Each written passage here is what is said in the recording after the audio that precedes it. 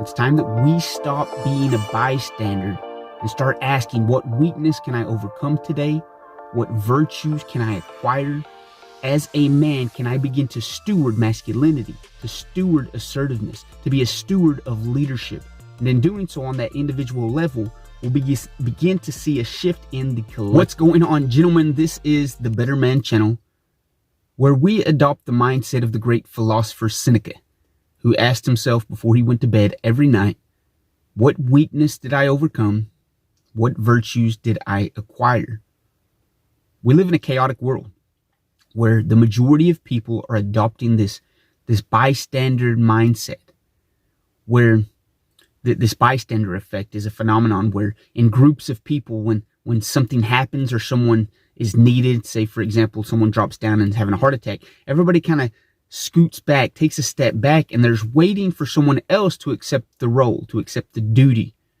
They're waiting for someone else because they're thinking there has to be someone more qualified than me. There has to be someone better than me. Even though they may know CPR, even though they may have the skills to address the situation, the chaos in that situation, the bystander effect is that phenomenon where we step back waiting for someone else to take the reins and to take control of the situation. We see that in America today. We see that in our culture today.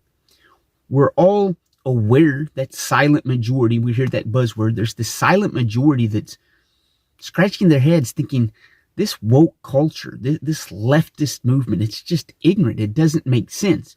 Yet we're waiting for someone else to take the reins. And as a man, as a sovereign man, seeking to become a better man, one of our primary duties is to be a steward of that masculine nature, to be a steward of leadership, to be a steward of that ability to be assertive and logical. And we see a lot of men stepping to the side with that bystander effect. And we've been pushed so, this feminist movement and the toxic masculinity discussions. No wonder man doesn't want to get involved. We're going to be hated on, and there's going to be insults thrown at, well, who the hell do you think you are? And so, rightfully so, man has kind of relinquished his stewardship and said, here, whatever, there must be someone more qualified. But here's the deal. We have to begin like Seneca, to begin to address the situation and ask ourselves, what weaknesses did I overcome today? What strengths and virtues did I acquire, did I embody? Did I step up to the occasion when it was presented to me so that I can become a better man, so that I can learn? And behind the scenes, am I prepared? The reason most people don't step up when their time is called is because they do not feel like they've specialized in that area. Finances, relationships, work, career, goals.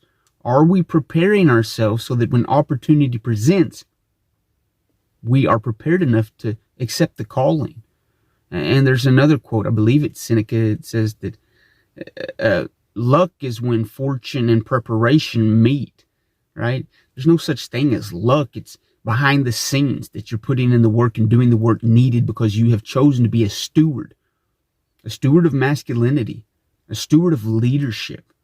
We live in this chaotic world where they tell us that we have the freedom to be who we want. They tell us that we have the freedom to do whatever we want. But if you look at it, we're not free to do whatever we want. We have the privilege of enjoying the few things that they've told us that we can do. And if you think about it, even prisoners have that right. If they behave well, you can get a little extra dessert. If you behave well, you can go outside. In the culture that we live in today, it is as if we're in this prison. If you behave good, if you get the vaccine, if you do this, you can go outside and play. We have a dictatorship that's beginning to rule over us. And this bystander effect is taking place where we're just sitting back, waiting for someone else to take the reins of this runaway horse, this runaway train. And if we don't get a grip on it, if we don't begin to specialize in our skills, stand true to who we are, steward our masculinity, steward leadership, steward assertiveness, have that mindset of Seneca that says, what weakness did I overcome today? And more important, what virtues did I acquire so that I can stand up to the ignorance of today? We have an ignorant government that doesn't care much for us. There's this elite and political elite that has their agenda. In essence, we do not live in a democracy. We live in a dictatorship where they're fueling their agenda with these policies that leave the majority scratching their head saying, what? And this ignites the leftists because they see this dramatic change, and that's what they want, because they haven't adopted that mentality of Seneca that says, what weakness have I overcame? Instead of jumping into the emotional, illogical patterns of thinking that weakness loves and is fueled by, we've got to begin to step back, think logically. What can I do to become a better person? What weakness can I overcome?